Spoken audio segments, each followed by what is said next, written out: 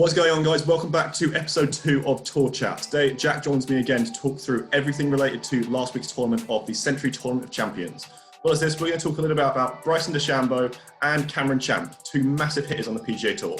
Finally, at the end of the video, we're going to give away a Bushnell Tour V5 Rangefinder, so stay tuned for that. Let's get right into the video.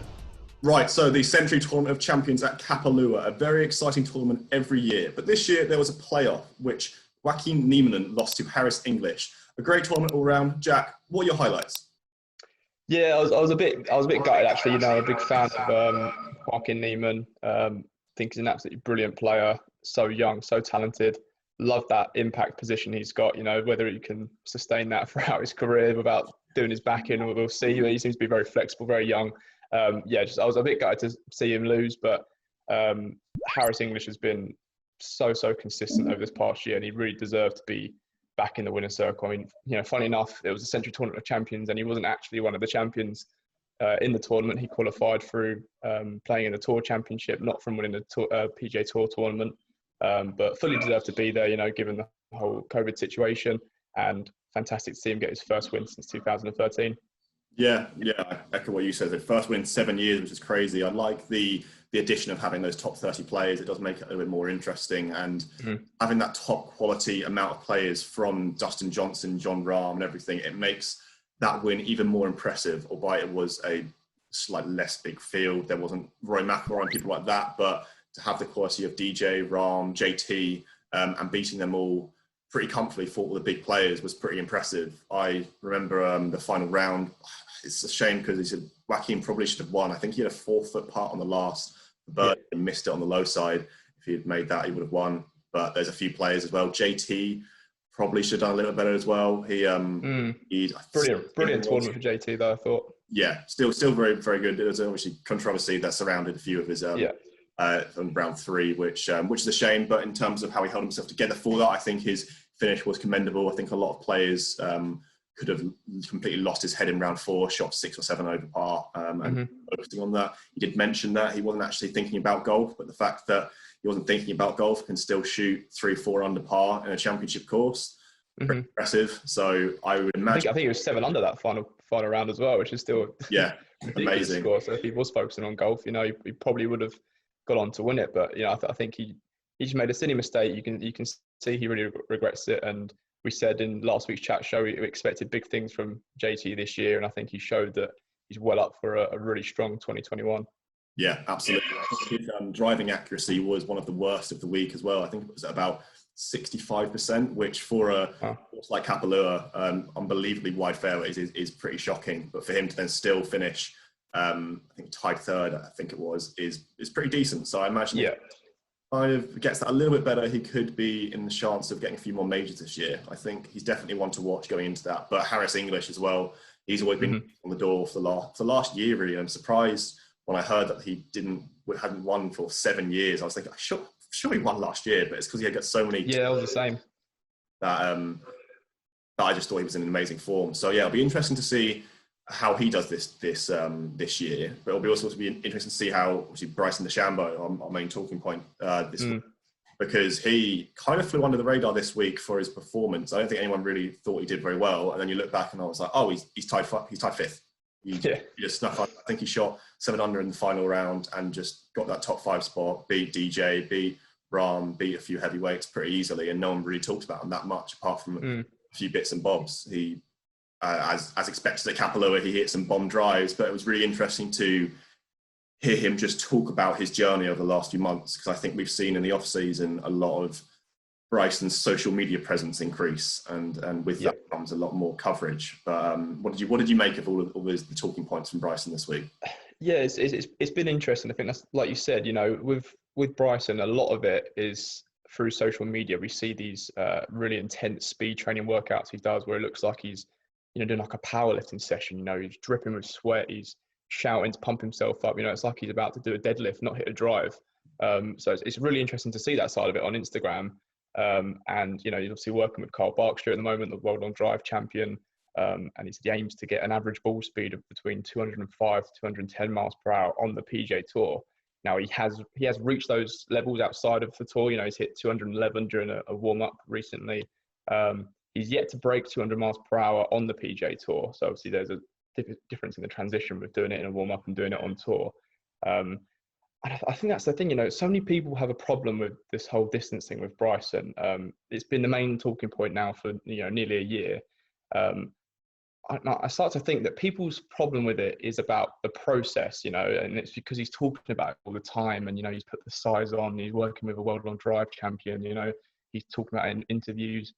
I don't think people actually look at what he's doing on the course and actually get bothered by it, you know. I mean, we were talking earlier and saying, you know, Cameron Champ is an absolute bomber of a drive. He's nowhere near the size of Bryson, and he does this naturally. You know, you don't have people tweeting about Cameron Champ saying, oh, he's ruining golf, because he does it naturally. The problem with Bryson is it's more the process, and I think combined with Bryson himself, because, you know, it's no secret that Bryson isn't the most liked person by golf fans. I quite like him. I think I'm finding his process very, very interesting. It's good to see someone doing something a little bit different, and he's not hitting the ball, you know, 200 yards past everyone else. You know, like I said, Cameron Champ outdrove him in the Sentry Tournament of Champions. You know, the biggest drives came from Cameron that week. Now, if you look at statistics on tour, you know, the average, yes, Bryson is the longest. Yes, he has the fastest ball speed. But, you know, I think, like I said, it's the process and the success. You know, if he was winning every single week, you know, people are going to start talking about it more and more. If Cameron was winning all the time, Champ, then, you know, people would be talking about him a little bit more, because he's naturally hitting the ball that far. People don't find a problem with it. No, it's such a weird situation to talk about, because for me, I feel like people are almost clouded by disliking his personality, which, if you dislike someone's personality, whatever professional sport, fair enough. That's your opinion. That's what comes with being a professional sportsman.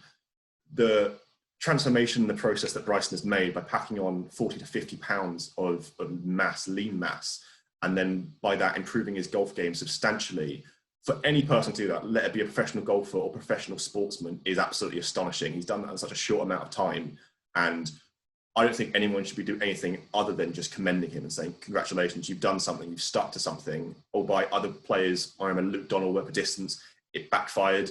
Bryson's done the opposite, he's done it, and now he's one of the best golfers in the world.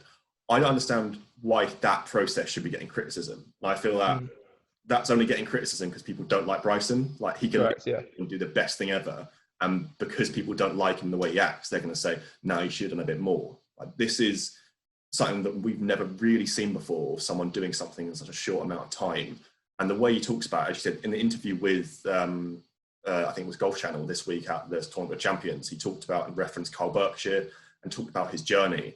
And for me, listening to that, I thought that was amazing, just to hear the exact specifics as to what he was doing. He was saying that he nearly blacked out a few times when he was doing long drive swings, which I think, and this is being pretty blunt, the demographic of golf, people who are watching it, are probably on a bit of the older side. So if they're doing that, they're thinking he's ruining the game. Now, what your opinion is, but I think someone who's doing that, going crazy, who's dripping in sweat after practicing golf, I love it. It's reshaping the game in a more modernistic approach, rather than just thinking golf something where you walk around for 4 hours and complain. Like, instead, he's making it seem like an actual sport, something that you have. He's an athlete, isn't he? Yeah, and making golf more athletic, whatever way it is, I think is such a positive approach, and what most players probably should be doing. You see a lot of players now, I don't know if it's the Bryson effect, but you see a lot of players pushing for that swing speed. I've seen rumours this week that Rory McIlroy is now approaching the mid 120 clubhead speed, and supposed to be the biggest he's ever been. So obviously this must be the Bryson effect as well.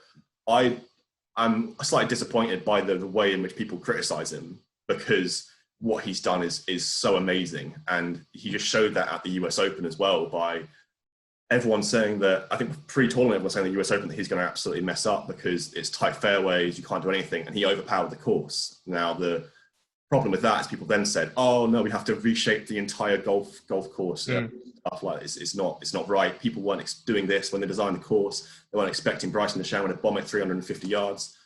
I just think that's amazing. That's cool. Like, he's just destroying golf courses, but he's not doing it, as you said, he's not blowing away the field every single time. He's not 100 yards. He's making golf more entertaining, and with that, he's bringing in more viewers. It does perplex me a little bit that people, I guess, are overshadowed by his personality to not realise how well he's been doing. And like I said, with the US Open at Winged Foot, you know, yes, he hit the ball a long way, but I think he was the 6th longest hitter that week, you know. and he won, you know, and that's the problem. People think, oh, Bryson's won, he must have hit it too far. You know, that wasn't what happened. You know, that week he putted fantastically, better than anyone on the course. And like I said, there were 5 people. I think he was 6. There was 5 more people hitting the ball further than that week. Yeah. So why was no one moaning about them? You know, no one had to go at them for overpowering the course because they didn't win. You know, and it's just, as you see Bryson win, you straight away go for the distance thing. And like you said, I really think it's a Bryson attitude thing, not what he's actually doing. I think people don't like Bryson DeChambeau, and they use the distance thing to attack him a little bit more.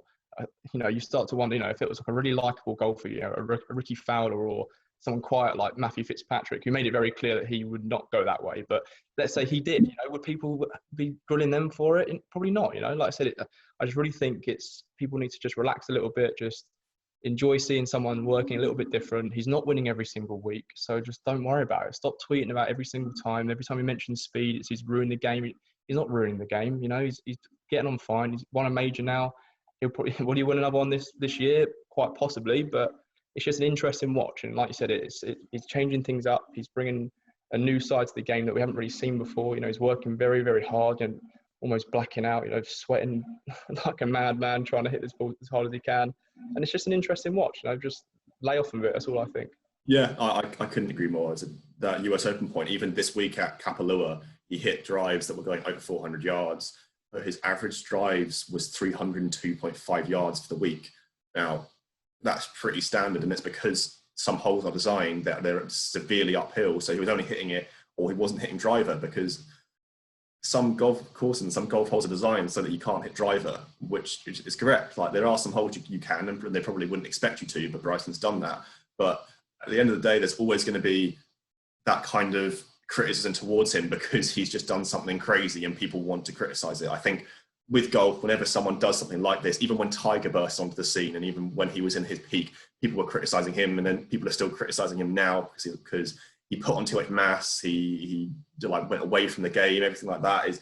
There's always a way to criticize something, and I feel like in 20 years' time, when we're looking back on this, we're going to think, wow, Bryson was that person who changed the game in a good way. They're not going to be like, Bryson's the person who's ruined the game of golf. Now everyone's hitting at 600 yards and they've got, I don't know, they got 5 legs and then he changed all the game. It's not going to be like that. He's making the game better, and he's making the game more appealing for people who, let's say, don't understand golf that much. I've had a lot of friends who said to me, who's Bryson DeChambeau? What's this guy doing? Because they've heard so much about him. So for me, I don't understand why people are negative to it. I know you're on the same page, and I honestly hope that Bryson can play a tournament. I hope Bryson absolutely dominates the Masters this year. I hope he wins by 20, just because it'll make me realise this guy knows his stuff, this guy knows what he's doing, and then we can see, yeah, this guy is amazing for the game, and it would be fun to watch. Definitely. All right, so this week we are on to the Sony Open, so our second week in Hawaii. A few interesting points to note here for this tournament. Jack, who are you tipping this week? It's a tough one. I lean towards Webb Simpson here. He absolutely loves this place. He's had some fantastic results here in the past, but he's not been at full fitness, really, Webb. So it's whether he's feeling up to it. You know, I think he's favourite for the tournament. Not surprising. So if he's feeling good, he's Mr. Consistent. Webb Simpson, absolutely love this guy's swing. He could be tough to beat. I like Ryan Palmer as well. I think he can get him at about 25, 26 to 1. You know, had a fantastic week last week. And another player who really likes the course. And of course, looking forward to watching Neiman again. I think he's going to be disappointed with last week's result, but, you know, he's young, he's hungry to win, still looking for that. Wants to add to his PGA Tour tally, and I think could be up there this week. Yeah, it's hard to look past Webb Simpson. As you said, he finished second last year and just coming back to some good form. He's always been pretty consistent, especially in 2020, but he didn't get as many wins as I think he should have done. But Webb Simpson, for me, would be my pick. There's a few notable players. Russell Henley last year did have an incredibly good year, and that was on the back of some really poor form, I think, in 2018, 2017. But before that, he did extremely well in the Hawaii stretch. So I'll be interested to see how he does, and I think his odds is pretty decent at about 35 to 1. But for me, Webb Simpson is the one to watch. But there's so many exciting players to see. As you said, Joaquin Neiman and Sebastian Munoz is back as well after playing at Kapalua too. So there's a lot of young players that could burst on and get their first win this week. Harris English is still playing, so there's a lot of players to keep an eye on. And I think Hawaii is such a cool stretch too, from Kapalua to this tournament as well. So it'll be interesting to see who wins, but for me, money's on Webb. Nice. All right, guys. So finally, the most exciting part on the video is our competition time. Today, we've got a Bushnell Tour V5 to give away with an RRP of £400, so worth a pretty penny. And all you guys have to do is hit the like button, subscribe to our YouTube channel, and in the comments, give us your opinion on Bryson DeChambeau. Do you think he's overrated, underrated, or really good for the game? Obviously, you can tell that me and Jack are pretty in favour of Bryson. We think he's doing pretty good, and his process of getting that extra distance is pretty phenomenal for the game of golf. But yeah, all you have to do is like, subscribe, and down in the comments, let us know what you think of Bryson DeChambeau. That's it. Thank you guys for watching, and we will see you guys next week for the third episode of Tour Chat, where we will announce the winner of the Bushnell Tour V5. We'll see you then.